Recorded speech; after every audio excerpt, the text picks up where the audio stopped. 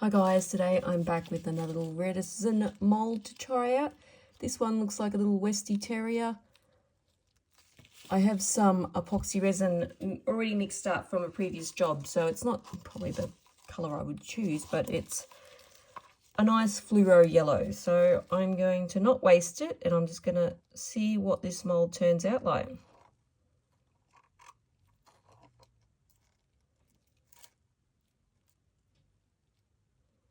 This is going to end up a keychain for my children's school bag anyway, so it's not going to matter. Right.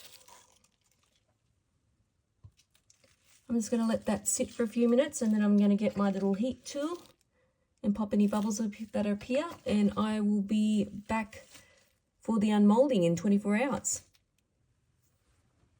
Okay, it's been 24 hours. Time to unmold this puppy.